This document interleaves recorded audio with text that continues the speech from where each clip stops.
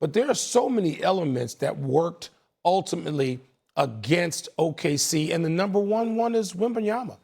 I mean, he had a game last night. To me, numbers don't need to come into play here. Impressions come into play. And when you saw all of those San Antonio players staring at Wembanyama admiringly late in the game, and he's looking back at them and they're staring at him, they're in awe of their teammate. And they should be in awe of him. The whole league should be in awe of him. The basketball world should be in awe of Wembanyama. And I'm one of those people who has been thinking, and I have said a number of times, you know, you need heartbreak. You have to have it. Everybody except Bill Russell, Magic Johnson, and Tim Duncan have had despair in the playoffs before winning.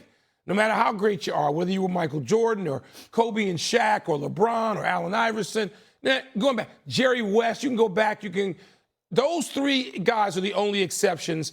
It looks like Victor Wembanyama, if they win game 2, and Stephen A., I'm with you on this, game 2 is now a must game. Absolutely. For Oklahoma City. It is a must game because I don't see them recovering from 0-2 hole and then having to go on the road. It's amazing what happened last night and what appears to be control of the series for San Antonio. Listen, perhaps we'll get into this later, but damn it, I'm going to bring it up now because I got stuff on my mind. I'm looking at Wembanyama. Yes, I know he's 7'5" and he's dominant. And listen, to make the shot is incredibly impressive. But to be 22 years of age, it's your first playoff series, okay? It's your first, not playoff series, but really conference finals, right? And to be 7'5" and to pull up from 27 feet. Pull up. I mean, it's 26 seconds left. The game's on the line. 26 seconds. The game's on the line. And no conscience. He just pulls up, bam, connects. I mean, I said, well, damn. So I got that going on, right? But here's where I'm at with this, too. Oklahoma City did not play a bad game. They were a little bit rusty. That's why they started off at a deficit. But Chet Holmgren, we have to talk about him. Yo, bro, I'm looking at the camera. I'm looking at Chet Holmgren, Mike Wilbon, Cameron, Chet. Chet Holmgren, what's up? What's up? We heard all of this noise all of these years. Supposedly, I don't know, never asked him, but y'all don't necessarily get along. Y'all don't really like each other, you and Wembanyama, obviously. I understand he's 7'5". Bro, you ain't 6'5", you 7'1". Right. You understand? You got skills. You can play.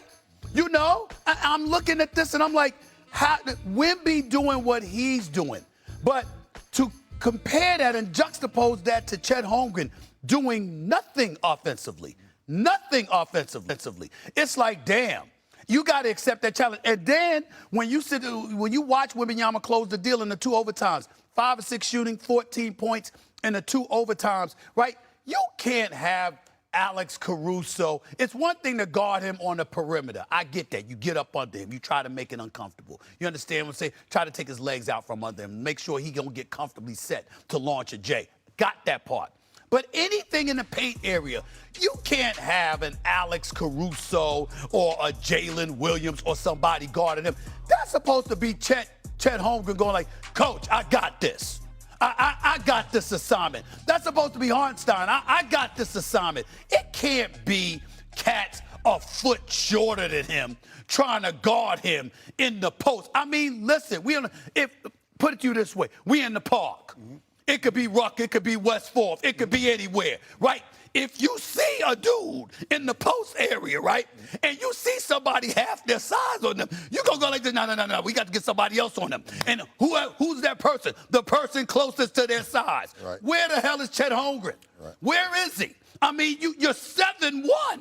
You're 7'1". It ain't like this is, it's not like you're 6'5" and he's a foot taller than you. You letting guys guard that man. And I know Dagnall is the coach, and he's an exceptional coach. He's a champion, and he's sitting up there, and he's giving assignments. But, damn it, you know this, Wilbon, better than all of us, okay, with all the years you've covered the NBA. If somebody's in the vicinity of your size and they wreaking havoc, all the great players we've covered throughout the decades, who's not raising their hand, yo, I got this? Wait a minute. Ron Harper in The Last Dance. What did he talk about? And I bring him up because his son is special. Dylan Harper is special, y'all. He is special. Make no mistake about a rookie, y'all. 24-11 with 7 steals. That brother is special. But Ron Harper, what was the thing in The Last Dance, Will Bond, that he complained about? Michael Jordan's famous shot over Greg Elo.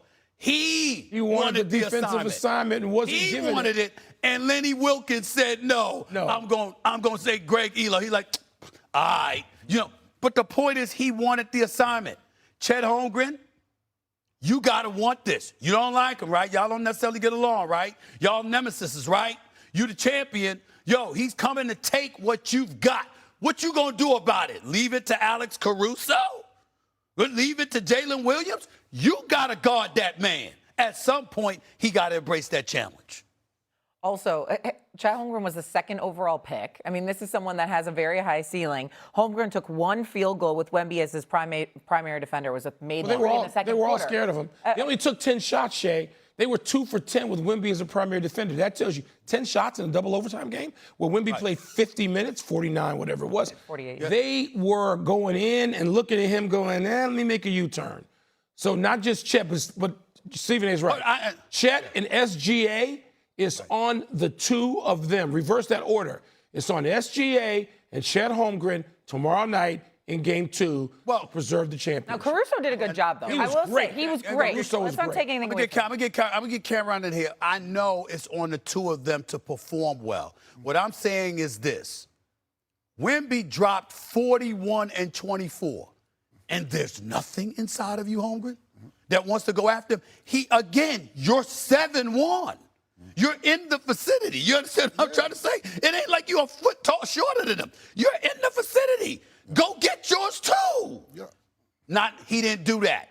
This is very alarming. This is very alarming to see Chet Holmgren be so impotent offensively. It really, really is. They better do something about it because SGA can only do so much. Your bigs got to play big to answer the call against Wemby. Right. I was with a female friend of mine, and she's a casual basketball player.